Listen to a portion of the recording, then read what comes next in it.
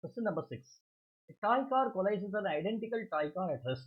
Okay, you have a toy car collides with an identical toy car. What does it mean? What does it tell you? It tells you, right?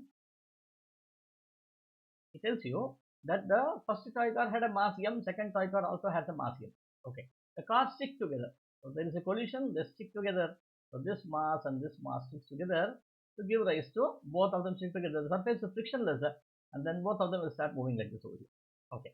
Then the statements about this collision are: the speed of the one car decreases, speed of the other car increases. Is that so? Definitely yes, because this was the speed of this car. Let us say, for example, if this was 5 here, what was the speed of this one? This was 0 over here.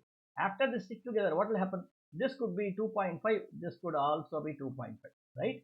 So definitely this car speed is decreasing, this car speed is increasing, but both of them are now traveling with the same speed. So what it means? A is right.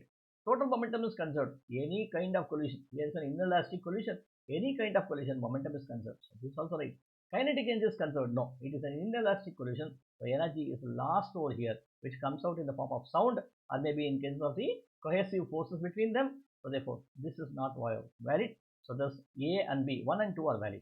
1 and 2, answer Z.